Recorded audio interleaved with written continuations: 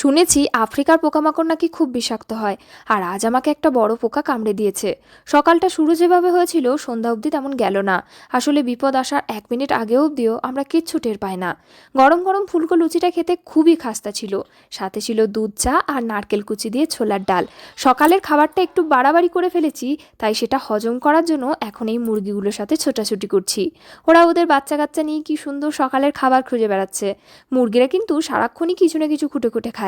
কিছুক্ষণ আগে বৃষ্টি হয়েছে, তাই মাটিটা নরম, ফলে ওদেরও খুঁজে পেতে সুবিধা হচ্ছে। বৌমার কাজ না থাকলে চাল ডাল মিশিয়ে শাশুড়ি যেমন সেগুলো আলাদা করার পানিশমেন্ট দেয়, ঠিক তেমন আমার দশা। কর্তামশাই এই টি শার্টটা পরে চুল কেটেছে, আর সব চুল এমনভাবে বসেছে যে 5বার কাচার পরেও বেরোচ্ছে না।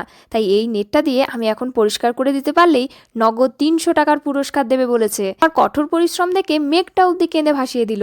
সকাল থেকে অনেক খাটাখাটনি গিয়েছে, তাই ভাবলাম একটু ফলের জুস খেয়ে শরীরটা চাঙ্গা করে নিই।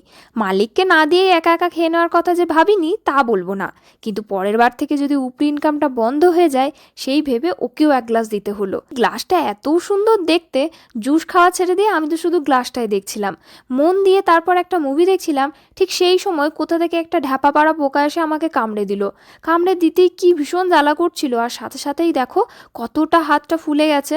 আমরা না ভয় পেয়ে গিয়েছিলাম, কারণ আফ্রিকার পোকামাকড় তো বিষাক্ত হয়, এটা তো আমরা আগে থেকেই জানি। সেই জন্য প্রথমে একটু ডেটল দিয়ে এটা পরিষ্কার করে নিচ্ছি, তারপর একটু বোরোনিল লাগিয়ে দিয়েছিলাম। এই দেখো পোকাটা কি ভয়ানক দেখতে, দেখো পিঠটা আবার লাল লাল ডোরা কাটা। তোমরা কি এই পোকাটার নাম জানো? জানলে অবশ্যই কমেন্টে লিখো তো।